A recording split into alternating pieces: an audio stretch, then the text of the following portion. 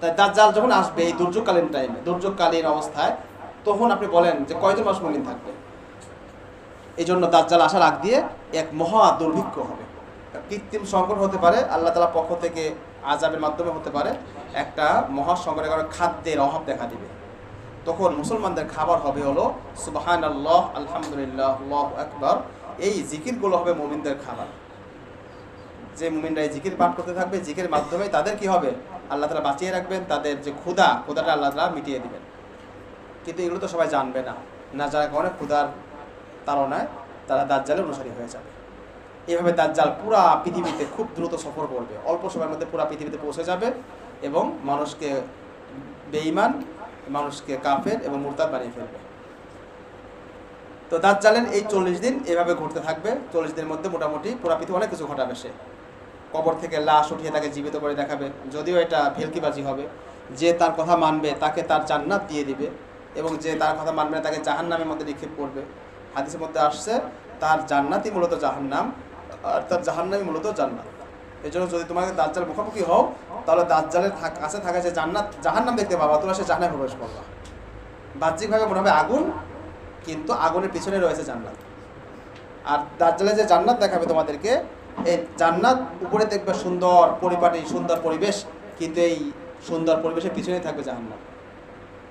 এই জন্য রাসূল কারীম সাল্লাল্লাহু আলাইহি ওয়াসাল্লামের এই হাদিসটা, আল্লাহ আমাদের দাজ্জালের মুখোমুখি না করুন, যদি মুখোমুখি হয়েই যাই, তো এই হাদিসে বলে রাখতে হবে যে আমরা যেন দাজ্জালের জাহান্নামের মধ্যে প্রবেশ করি, এটা হবে আল্লাহ তাআলা জান্নাত। তো এইভাবে সে ধোঁকা দিতে থাকবে। মদিনাতে যাবে সে, মদিনাতে গিয়ে একজন ব্যক্তি মদিনাতে যাবে, তোর ফেরেশতারা তাকে বাধা দিবে, সে যেতে পারবে না। তোর অপেক্ষা করবে, মদিনার গেটে অপেক্ষা করে বলবে যে একজন লোক বের হয়ে আসো। তো একজন যুবক বের হয়ে আসবে এবং বলবে যে আমাকে রব হিসেবে গ্রহণ করবো। তখন বলবে যে না, আমি তোমাকে রব হিসেবে গ্রহণ করবো না, আমি একমাত্র আল্লাহ তাআলাকে রব হিসেবে গ্রহণ করেছি। তখন তাকে মাথা থেকে করাত দিয়ে 2 ভাগ করে ফেলবে। করার পর সে এই লাশের 2 ভাগের মাঝখান দিয়ে যাতায়াত করবে, একবার এই পাশ থেকে ওই পাশ যাবে, ওই পাশ থেকে পাশে আসবে, এবং উপস্থিত সবাইকে বলবে যে দেখো আমি এই লোকটাকে 2 ভাগ করেছি এবং এখন আমি কে জীবিত করবো। তখন সে বলবে যে এবার দাঁড়াও, সোজা হয়ে দাঁড়িয়ে আবার জীবিত হয়ে যাও। তখন ওই যুবক আল্লাহর হুকুমে সে জীবিত হয়ে যাবে। তখন বলবে এইবার তো বিশ্বাস করলে যে আমি রব, আমি মৃতকে জীবিত করতে পারি। তখন ওই লোকটা বলবে এবার তো আমি আরো নিশ্চিত হলাম যে তুমি দাজ্জাল, তুমি যে রব না, এবারে নিশ্চিত হলাম। কেন? কারণ আমার নবী কারীম সাল্লাল্লাহু আলাইহি ওয়াসাল্লাম বলে গিয়েছেন যে দাজ্জাল সে যাবে এসে এরকম এক লোককে 2 ভাগ করবে, এবং 2 ভাগ করার পরে সে কি এই ভেলকিবাজি দেখিয়ে মানুষকে ধোঁকা দিবে। আমি নিশ্চিত হলাম যে তুমি সেই দাজ্জাল, যার ভয়, যার কথা রাসূল কারীম সাল্লাল্লাহু আলাইহি ওয়াসাল্লাম আমাদেরকে দেখিয়ে গিয়েছেন। এরপর তাকে আবার শোয়াবে, এবার গর্দান কাটতে থাকবে, কিন্তু এবার আর গর্দান কাটবে না। আল্লাহ তাআলার হুকুমে তার গর্দানের মধ্যে শক্ত কিছু দিয়ে দিবেন, তাকে আর হত্যা করতে পারবে না। তখন সে ভয় পেয়ে, লজ্জা পেয়ে দ্রুত এখান থেকে পলায়ন করবে। মক্কাতে গিয়েও একই ঘটনা ঘটবে। একটা আশ্চর্যকর ঘটনা। আসলে অনেক কথা তো শেষ হয়নি। আমি তো ভাবছিলাম 3-4 ঘন্টা টাইম পাবো, টাইম পাইছি আমি মাত্র কত 1.5 ঘন্টাটা কত না, অনেক তো আবার সময় হবে না মনে হয়।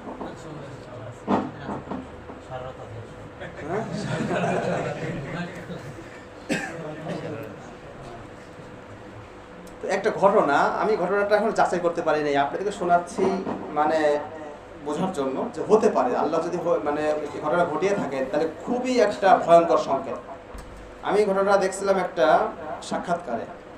ঈসা বাদওয়ান নামে একজন লোক, ফিলিস্তিনের একজন শায়েখ, তিনি একটা সাক্ষাৎকার দিয়েছিলেন 2008 সালে।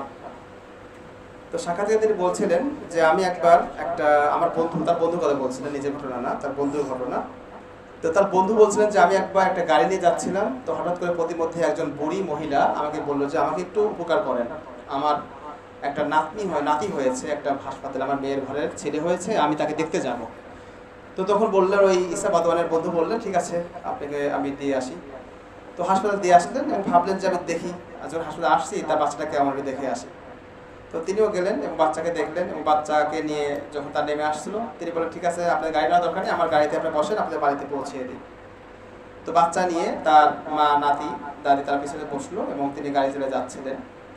যাওয়ার কিছুক্ষণ পর হঠাৎ করেই ওই বাচ্চা, নবজাতক বাচ্চা, হঠাৎ করে সে বললো আসসালামু আলাইকুম ওয়া রাহমাতুল্লাহ। তো তিনি জবাব দিয়ে বলেন মান আনতা, তুমি কে? তখন ওই বাচ্চা বলল যে আনাল ওয়ালাদুল্লাজি সায়াকুলুহু দাজ্জাল, বলে আমি হলাম সেই শিশু যাকে সত্তরই যুবক হওয়ার পর যাকে দাজ্জাল হত্যা করবে, আমি সেই শিশু। এটা 2008 সালের ঘটনা। আপনার চাইলে ঈসা বাদওয়ান রেখে সার্চ দিতে পারেন, দেখতে পারেন, ওখানে সাক্ষাৎকারটা আছে, আরবিতে সাক্ষাৎকার, ইংরেজি সাবটাইটেল দেওয়া আছে জানি না, অনেক আগে একবার দেখছিলাম সাক্ষাৎকারটা। তো এই ঘটনা ঘটার পর, এই সাক্ষাৎকার দেওয়ার পর ইসরায়েল ওই এলাকাতে 2000 পাউন্ডের অনেকগুলো বোমা নিক্ষেপ করছিল। ইসরায়েলও ভয় পেয়ে গেছে, যদি সত্যি সত্যি সে লোকটা চলে আসে। ইসরায়েল কিন্তু এগুলো খুব ভয় পায়। হাদিস পড়তেছি আমরা হাদিস অনুযায়ী আমরা চিন্তা করি, কিন্তু ওরা আগে ভয় পায় বেশি। ওরা 2000 পাউন্ডের অনেকগুলো বোম নিক্ষেপ করে চেষ্টা করছে হত্যা করার। বাকি এরপরে ঘটনা আমরা জানি না। এখানে কয়েকটা পয়েন্ট, আমি পয়েন্ট বলি। এখানে একটা পয়েন্ট হলো ঘটনা সত্য হতে মিথ্যা হতে পারে, আমরা যাচাই করার সুযোগ পাইনি, 50-50 চান্স হতে পারে। যদি সত্য হয়ে থাকে তাহলে কিন্তু বেশি দিন নাই, এটা খুব ভয়ঙ্কর এক সাইন এটা। কারণ বাচ্চা তো কথা বলতে পারে না, বাচ্চা কথা বলা মানে এটা কারামত, আর কারামত আল্লাহ তাআলার পক্ষ থেকে হয়েছে, তাহলে এটা মিথ্যা হওয়ার কোনো চান্স নেই। বাকি এই ঘটনার বিবরণ যিনি দিয়েছেন উনি যদি সত্যি সত্যি মিথ্যা না বলে থাকেন তাহলে কিন্তু আমাদের জন্য খুবই ভয়ঙ্কর একটা সাইন এটা। এবং তার বয়স 2008 সালে যদি ওই সময় 1 বছর হয়ে থাকে, তার যুবক হতে লাগবে 25 থেকে 30 বছর। তাহলে 8 থেকে আপনার 25 বা 30 যোগ করলে 30 থেকে 40 বছর, 30-40 সাল। আমি কিন্তু নিশ্চিত বলতেছি না, ভুল বোঝেন না, আমি ঘটনা বলতেছি যে সত্য হতে মিথ্যা হতে পারে। যদি সত্য হয়ে থাকে তাহলে ব্যাপারটা খুবই ঝুঁকিপূর্ণ, খুবই রিস্কি, এবং একবারে আমরা অনেক নিকটবর্তী সময় আছি। আর মিথ্যা হলে মিথ্যা হতে পারে, আল্লাহ ভালো জানে, আমরা এটা যাচাই করার সুযোগ হয়নি। আমি এই জন্য আপনাদেরকে সন্দেহের সাথে ঘটনাটা বলতেছি। 2 নম্বর ব্যাপার হলো যে এই বাচ্চাটা যদি সত্যি সত্যি ঘটনা সঠিক হয়ে থাকে, ইসরায়েলে বোম ভেঙে তার কিছুই হবে না। কারণ এটা যেহেতু শেষ যাবার একটা আলামত, ওদের বোম ভেঙে আল্লাহ তাআলাকে অবশ্যই বাঁচিয়ে দিবেন। যেমন আল্লাহ তাআলা ফেরাউন কবল থেকে মুসা আলাইহিস সালামকে রক্ষা করেছিলেন। ফেরাউন তো চাইছিল ওই সময় সব শিশুদেরকে হত্যা করতে, যাতে মুসা না আসে। সে জ্যোতিষীদের মাধ্যমে জানতে পারছিল যে এমন একটা শিশু আসবে যে শিশু ফেরাউনের রাজ্য থেকে কী করবে, ধ্বংস করে দিবে। সে তখন চিন্তা করলো কী করবো, কোনো ছেলে বাচ্চাকে রাখবো না, দিক কোথা থেকে আসে। তো সব ছেলে বাচ্চাদেরকে সে হত্যা করা শুরু করলো। কোরআনের মধ্যে বিবরণ এসেছে মেয়েদেরকে বাঁচিয়ে রাখতো আর ছেলে বাচ্চাদেরকে হত্যা করতো। কিন্তু এর মধ্যে থেকে কী করলো, আল্লাহ তাআলা মুসা আলাইহিস সালামের জন্ম দিলেন এবং তার মা তাকে সমুদ্রে ভাসিয়ে দিল, নীল নদে ভাসিয়ে দিল, এবং সেই বাক্সটা ভাসতে ভাসতে ফেরাউনের রাজদরবারে চলে আসলো। এবং তার স্ত্রী এই বাক্সটা খুলে দেখে এটা এক সুন্দর বাচ্চা। তখন তার আবদারে ফেরাউন তাকে রাখতে বাধ্য হলো। তো লম্বা ঘটনা, যে আল্লাহ চাইলে যদি কোনো ঘটনা বাস্তবিক ভবিষ্যৎবাণী কোনো একটা সাইন হয় তাহলে অবশ্যই আল্লাহ হেফাজত করবে। তো যদি ঘটনা সত্য হয়ে থাকে আর যদি ওই বাচ্চা আসলে জন্মগ্রহণ করে থাকে তাহলে এইসব ইসরায়েল বোম্বিংয়ে তার কিছুই হবে না, সে কোনো না কোনোভাবে বেঁচে থাকবে। এটা একটা সাইন কথা বললাম, যেটা আল্লাহ ভালো জানে সত্য না মিথ্যা। যদি সত্য হয়ে থাকে তাহলে আমাদের জন্য অ্যালার্মিং, কিন্তু খুবই অ্যালার্মিং ব্যাপার। এটা একটা আলামত বললাম যে শেষ জামানা যে ঘটনা ঘটবে, মদিনাতে যে যুবক বের হয়ে আসবে, একজন লোকের দাবি অনুযায়ী বোঝা যাচ্ছে সে ঘটনা ঘটে গেছে। আর একটা ব্যাপার, কিতাবুল ফিতারের মধ্যে আসছে একটা হাদিস, যেটা সহিহ মুসলিমের হাদিসের চাইতে একটু বেশি। সহিহ মুসলিমের হাদিসটা সহিহ হাদিস, কিন্তু কিতাবুল ফিতারের হাদিসটা একটু জয়ীফ। সহিহ মুসলিম হাদিসের মধ্যে আসছে যে শেষ জামানায় বাইতুল্লাহ শরীফে একজন ব্যক্তি আশ্রয় গ্রহণ করবে এবং তার বিরুদ্ধে একটা সেনাবাহিনী প্রেরিত হবে এবং তাদেরকে আল্লাহ তাআলা মক্কা এবং মদিনার মাঝে বাইদা নামক এলাকায় তাদেরকে ধসিয়ে দেবেন, মাটির নিচে তাদেরকে দাবিয়ে দেবেন। তো মক্কায় যে আশ্রয় প্রার্থনা করবে তার নাম হবে ইমাম মাহদী।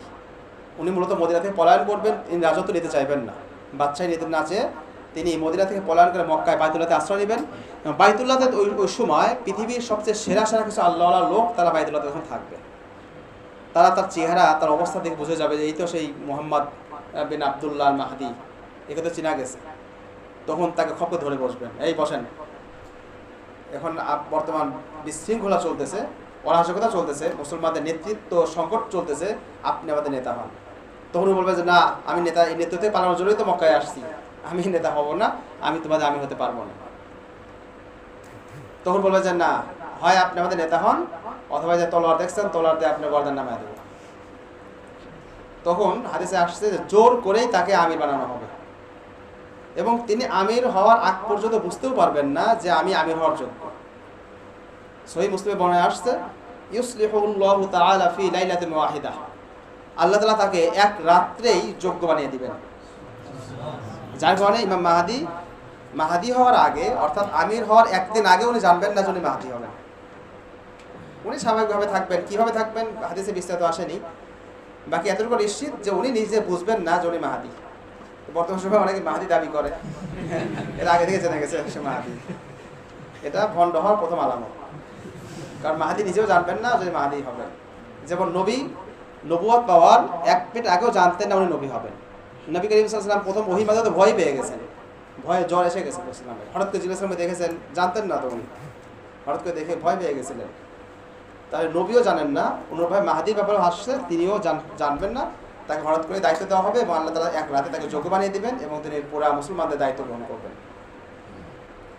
তো আমি যে কথা বলছিলাম যে বাইতুল্লাহতে আশ্রয় প্রার্থনা করবে, সহিহ মুসলিম হাদিস, এটা সহিহ হাদিস।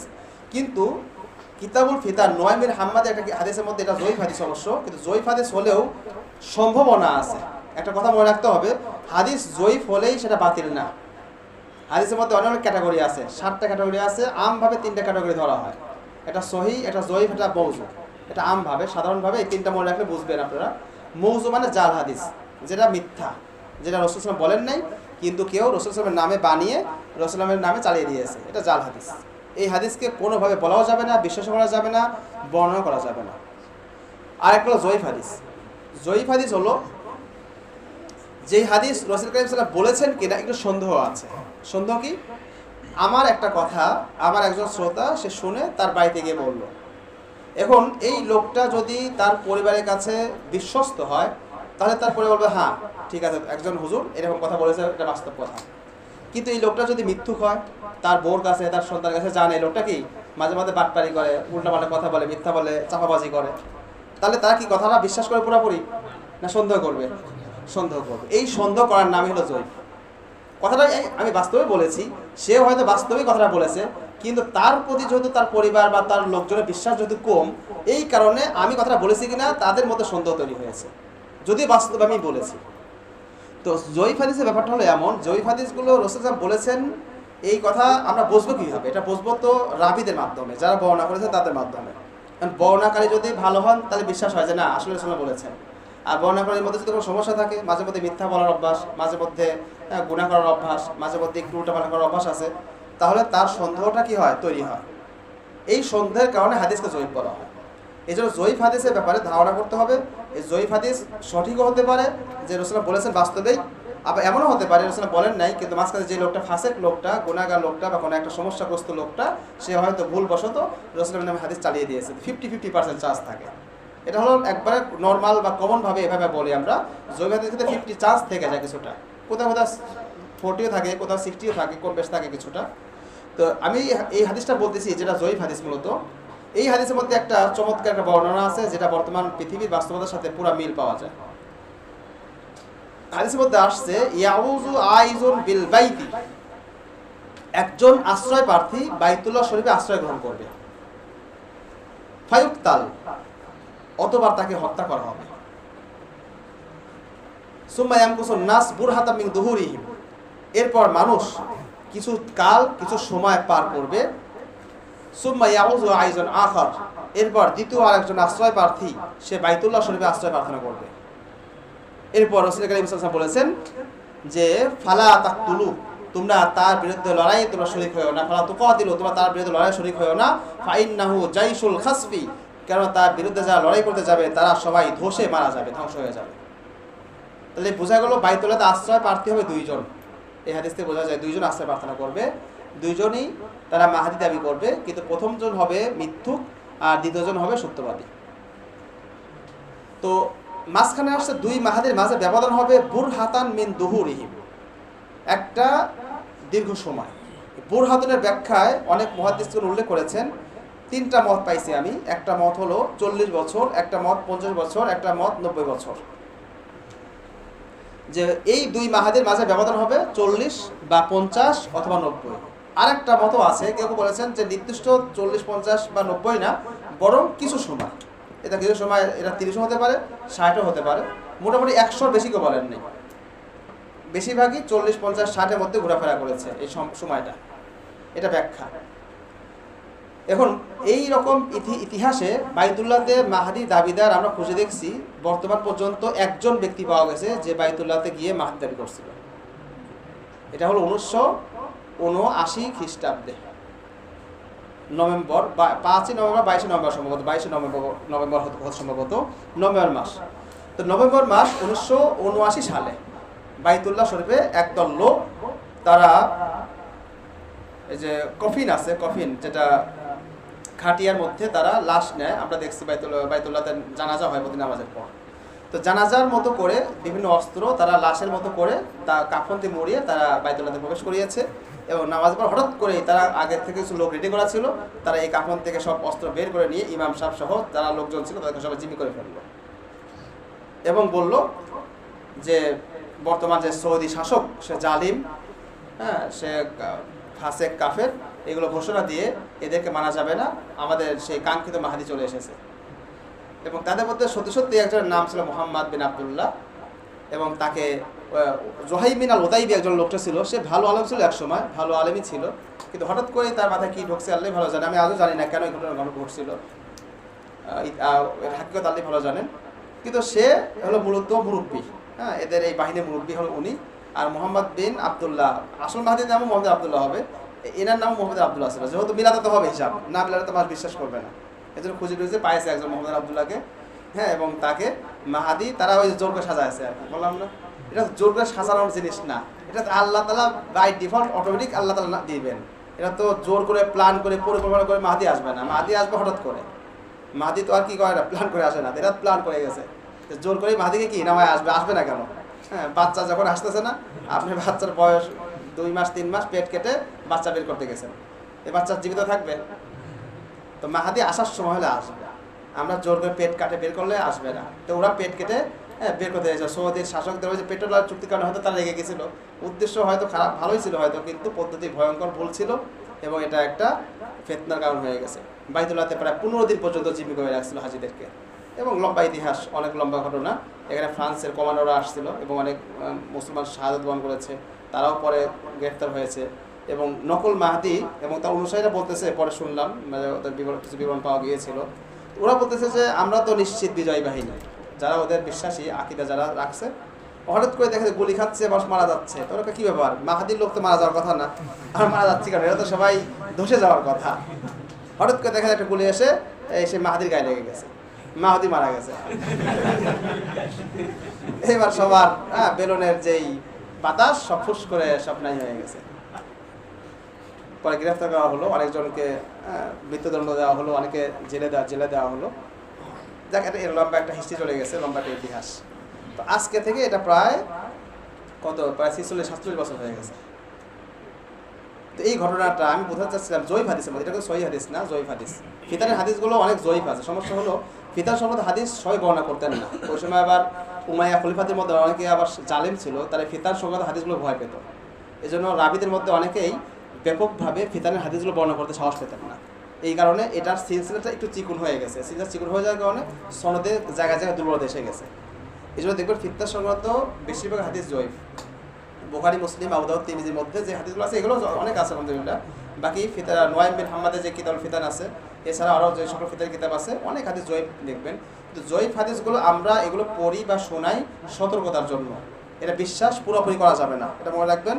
সহিহ হাদিস পুরোপুরি বিশ্বাস করতে হবে, জয়ীফ হাদিস বিশ্বাস করা যাবে না, কিন্তু সতর্কতার জায়গা থেকে মাথায় রাখতে হবে। হলেও হতে পারে, ঘটলেও ঘটতে পারে, সম্ভাবনা রাখতে হবে, নিশ্চিত না। আর জাল হাদিসকে কোনোভাবে বিশ্বাস করা যাবে না। 3টা আকীদা, সহিহ হাদিস পুরোপুরি বিশ্বাস করতে হবে, জয়ীফ হাদিস 50-50 চান্স রাখতে হবে যে ঘটলেও ঘটতে পারে, আর জাল হাদিস এটা ঘটবে না ইনশাল্লাহ, যেহেতু এটা জাল মিথ্যা হাদিস। তো আমি যে জয়ীফ হাদিসগুলো বললাম, এই ঘটনা কিন্তু বাস্তবের সাথে কিছুটা মিল পাওয়া যাচ্ছে। এই যে 2, 2, 4, 4, 4, 8 অনেকগুলো সাইন, সবগুলো জয়ীফের কেন্দ্র এক জায়গায় মিলতেছে। আমি এই জন্য বলছি অনেকগুলো জয়ীফ হাদিসের সবগুলো ঘটনা দেখেন, সামনের আগামী বছরগুলোতে যেগুলো ঘটবে, মালহামা বলেন, দাজ্জাল আসার কথা বলেন, ওই যে শিশুটা জন্মগ্রহণ করেছে তার কথা বলেন, বাইতুল্লাহতে আশ্রয় প্রার্থী হিসেবে নিহত হয়েছে, আবার 40-50-60 বছর পরে একজন আসবে, সবগুলো কাছাকাছি টাইম বোঝাচ্ছে না। আমি বোঝাচ্ছি যে জয়ীফ হওয়া সত্ত্বেও দেখেন সবগুলোর ইঙ্গিত কিন্তু একদিকে। আরেকটা হাদিস আছে যেটা হলো গাজওয়ার হাদিস, গাজওয়া হিন্দের হাদিস। এই হাদিসটা মালহামার সাথে সম্পৃক্ত। মালহামার এবং গাজওয়া হিন্দ দুটো একসাথে ঘটবে। কারণ হলো যে গাজওয়া হিন্দের যে হাদিসটা, সেটা হচ্ছে রাসূল কারীম সাল্লাল্লাহু আলাইহি ওয়াসাল্লাম বলেছেন যে ইসাবাতুন মিন উম্মতি আখরাজাহুমুল্লাহু মিনান নার, আল্লাহ তাআলা আমার উম্মত থেকে দুইটা শ্রেণীকে জাহান্নাম থেকে মুক্তির পরোয়ানা লিখে দিয়েছেন। একটা হলো ইসাবাতুন তাগজুল হিন্দ, যারা গাজওয়া হিন্দ যারা করবে, আর একটা ইসাবাতুন তাগজু মা ঈসা ইবনে মারইয়াম, যারা ঈসা সাহেবের সঙ্গে মিলে দাজ্জালের বিরুদ্ধে লড়াই করবে। তাহলে পৃথিবীর ইতিহাসে বদরি সাহাবীদের যে মর্যাদা, এরপরে দুইটা শ্রেণীর মর্যাদা রাসূল সাল্লাল্লাহু আলাইহি ওয়াসাল্লাম স্পেশাল উল্লেখ করেছেন। তো তিনটা শ্রেণীর মর্যাদা স্পেশালি, একটা হলো বদরি সাহাবী, আর একটা হলো গাজওয়া হিন্দে অংশগ্রহণকারী, আর একটা হলো ঈসা ইসলামের সাথে যুদ্ধে অংশগ্রহণকারী। এই তিনটা শ্রেণীর ফজিলত সবচেয়ে বেশি ইতিহাসের মধ্যে। তা আমরা সাহাবী না হয়েও আমাদের এমন এক ফজিলতের লড়াইয়ের কথা রাসূল ভবিষ্যৎবাণী করেছেন যে আবু হুরায়রা রাদিয়াল্লাহু তাআলা আনহু তিনি আবেগে উত্তোলিত হয়ে গেছেন। তিনি যখন এই ঘটনা শুনলেন যে আল্লাহ তাআলার পক্ষ থেকে তাকে মুক্তির গ্যারান্টি লিখে দেওয়া হবে, তখন আবু হুরায়রা বললেন, রাসূলুল্লাহ, আমি যদি সেই জামানা পেয়ে যাই তাহলে আমি আমার সকল সম্পদ বিক্রি করে দেব এবং একটা ঘোড়া নিয়ে এবং তলোয়ার নিয়ে আমি লড়াইয়ে চলে যাব, গাজওয়া হিন্দে শরীক হয়ে যাব এবং এই লড়াইয়ে আমরা বিজয়ী হব। বিজয়ী হওয়ার পর এই যুদ্ধের অবশিষ্ট অংশ যারা বিজয়ী মুজাহিদ হবে তারা গিয়ে সিরিয়াতে চলে যাবে, হিন্দুস্তান থেকে তারা চলে যাবে সিরিয়াতে এবং ওখানে গিয়ে ঈসা সাহেবের সঙ্গে মিলিত হবে। তা আমি চলে যাব সিরিয়াতে এবং ঈসা সাহেবের সঙ্গে সাক্ষাৎ করব, সাক্ষাৎ করে বলবো যে হে ঈসা ইবনে মারইয়াম, আপনি জানেন আমি কে? আমি হলাম রাসূলুল্লাহ সাল্লাল্লাহু আলাইহি ওয়াসাল্লাম সাহাবী আবু হুরায়রা, যিনি গাজওয়া হিন্দ থেকে যুদ্ধ করে আপনার কাছে আসছে। আর আমি হলাম আবু হুরায়রা আল মুহাররার, আমি জান্নাতে গ্যারান্টি প্রাপ্ত, জাহান্নাম থেকে মুক্তি প্রাপ্ত আমি আবু হুরায়রা। মানে সে আবেগে এক কথা সব বলে দিল। তবে রাসূল মুসমুসে হাসতেছিলেন এবং বললেন, হাই হাত ইয়া আবু হুরায়রা, আবু হুরায়রা এটা অনেক দূরের ঘটনা, তুমি এখনই এত পাগল হয়ে গেছো, তুমি পাবা না সেই জামানা, এটা অনেক পরে ঘটবে ঘটনা। আমার উম্মতের শেষ জামানায় শেষ সময়ে এসে একদল লোক এই যুদ্ধ পাবে। তা সাহাবে কেরাম এই যুদ্ধে অংশগ্রহণে আগ্রহ প্রকাশ করেছিলেন। রাসূল কারীম সাল্লাল্লাহু আলাইহি হাদিসে এই যুদ্ধের ব্যাপারে অনেক ফজিলত বলেছেন। আশ্চর্যকর ব্যাপার হলো যে গাজওয়া বলা হয় যে যুদ্ধে রাসূল সাল্লাল্লাহু আলাইহি ওয়াসাল্লাম নিজে অংশগ্রহণ করেন। এই যুদ্ধে তো রাসূল থাকবেন না, কিন্তু গাজওয়া কেন বলা হয়? কারণ এই যুদ্ধের ভবিষ্যৎবাণী, এই যুদ্ধের ফজিলত স্বয়ং রাসূলুল্লাহ বলেছেন, কেমন যেন রাসূল নিজেই এই যুদ্ধে অংশগ্রহণ করতেছেন। এই জন্য গাজওয়ায় মুতা এমন একটা যুদ্ধ আছে যে যুদ্ধে রাসূল অংশগ্রহণ করেন নাই, কিন্তু নাম গাজওয়া, সেটা রাসূলের জীবদ্দশায় সেই যুদ্ধের নাম ছিল গাজওয়ায় মুতা। মুতার যুদ্ধ আমরা শুনেছেন, খালিদ বিন ওয়ালিদের যে 9টা তলোয়ার ভেঙে গিয়েছিল, 3000 সেনাবাহিনী 2 লক্ষের বিরুদ্ধে লড়াই করেছিলেন তারা, সেই যুদ্ধকেও গাজওয়া বলা হয়। সাধারণত গাজওয়া শব্দটা বলা হয় যে যুদ্ধে রাসূল কারীম সাল্লাল্লাহু আলাইহি ওয়াসাল্লাম নিজে হাজির থাকেন। তো মুতার যুদ্ধে রাসূল যদিও উপস্থিত ছিলেন না, কিন্তু তিনি ভিডিওর মাধ্যমে, ভিডিও বলতে আমাদের ভিডিও না, আল্লাহ তাআলার পক্ষ থেকে তার সামনে পুরা দৃশ্য আল্লাহ তাআলা দেখাচ্ছিলেন যে এখন পতাকা হাতে নিল যায়েদ বিন হারেসা, এরপর জাফর বিন আবি তালেব, এরপর আব্দুল্লাহ বিন রাওহা, এরপর খালিদ বিন ওয়ালিদ। রাসূলুল্লাহ পুরা দৃশ্য দেখতেছেন আর সাহাবাদের বর্ণনা করতেছেন মসজিদে বসে, মসজিদ নববীতে বসে। পুরা মনে হয় আমরা যেরকম লাইভ দেখি, ওই সময় তো লাইভ আমাদের ছিল না, এটা আল্লাহ তাআলার পক্ষ থেকেই মুজিজা হিসাবে আল্লাহ তাআলা পুরা যুদ্ধের চিত্র রাসূলের সামনে প্রকাশ করে দিয়েছিলেন। তো ওইটা ছিল গাজওয়া। তো রাসূলের ওফাতের পর একমাত্র যুদ্ধের নাম গাজওয়া, সেটা হলো গাজওয়া হিন্দ। লড়াইটা সাধারণ লড়াই না, এটা পৃথিবীর ইতিহাসের সবচেয়ে স্পেশাল লড়াইগুলোর মধ্যে প্রথম 3টার মধ্যে একটা গাজওয়ায়ে বদর, একটা গাজওয়ায়ে হিন্দ, একটা গাজওয়ায়ে যেটা ঈসা সাহেবের সাথে মিলে দাজ্জালের বিরুদ্ধে যেটা হবে। এই 3টা লড়াই পৃথিবীতে সবচেয়ে স্পেশাল লড়াই। তো গাজওয়ায়ে হিন্দের হাদিসের মধ্যে আসছে যে গাজওয়ায়ে হিন্দের প্রথম দিকে অনেক মুসলমান শাহাদাত বরণ করবেন, কিন্তু শেষ ভাগে একটা অংশ বিজয়ী হবে এবং তারা এই পুরা অঞ্চল মুসলমানদের হাতে নিয়ে তারা বাকি অংশ চলে যাবে সিরিয়াতে, দাজ্জালের বিরুদ্ধে লড়াই করতে চলে যাবে। তো গাজওয়ায়ে হিন্দের অবশিষ্ট অংশ তারা দাজ্জালের বিরুদ্ধে লড়াই শরীক হবে। তাহলে বোঝা গেল যে ঈসা আলাইহিস সালাতু ওয়াস সালাম এবং দাজ্জালের যে লড়াইটা হবে, সেই লড়াইয়ের একটা অংশ হবে গাজওয়ায়ে হিন্দ থেকে যারা গাজী হবে তারা। তাহলে এগুলো সব কাছাকাছি টাইমে ঘটবে। তাহলে গাজওয়ায়ে হিন্দ শুরু হয়েছে কিনা? গাজওয়ায়ে হিন্দের আমরা শুরু করে নাই, আমরা এখনো মনে করি কিছুই হয়নি, কিন্তু হিন্দুরা বিশ্বাস করে ফেলেছে, ওরা সব প্রস্তুতি নিয়ে ফেলেছে। শেষ জামানায় মালহামা হবে কিনা আমাদের হুজুররা বিশ্বাস করে না, ইহুদিরা পুরোপুরি প্রস্তুতি নিয়ে ফেলেছে, ওরা মালহামা বিশ্বাস করে। ওরা গারকাত গাছ লাগিয়েছে, যে গারকাত গাছ ইহুদিদের রক্ষা করবে। হাদিসের মধ্যে আসছে শেষ জামানায় যখন ইহুদিদের লড়াই হবে, সকল গাছ পাথর ইহুদিদের বিরুদ্ধে সাক্ষ্য দিবে যে আমার পিছনে এক ইহুদি লুকিয়ে আছে, তুমি এসে তাকে হত্যা করো। কিন্তু গারকাত গাছ, এই গাছের পিছনে ইহুদি লুকালে এই গাছ চুপ থাকবে, সে কথা বলবে না। তো ইহুদিরা এই হাদিস বিশ্বাস করে, তারা রাসূলকে বিশ্বাস করে না, ইসলামকে বিশ্বাস করে না, কিন্তু এই হাদিসগুলো বিশ্বাস করে। তারা গারকাত গাছ এখন ব্যাপকভাবে লাগাচ্ছে। আমরা মুসলমানের সাথে গাফেলি, হাদিসগুলো নিয়ে খ্রিস্টানরা, ইহুদিরা, হিন্দুরা, মুশরিকরা সবাই সতর্ক হয়ে যাচ্ছে। তারা পুরো প্রিপারেশন নিচ্ছে আর আমরা এখনো বসে আছি যে এগুলো ঘটবে না, এগুলো 1000 বছর পরে ঘটবে। আমরা তো কোনো সংখ্যা বলতেছি না, কিন্তু আমরা বলতেছি যে হাদিসে আপনি বিশ্বাস নাও করেন, বর্তমান পৃথিবীর ভৌগোলিক বাস্তবতার দিকে তাকালেও তো বুঝে আসে যে হাদিসগুলো কত দিনের মধ্যে ঘটতে পারে।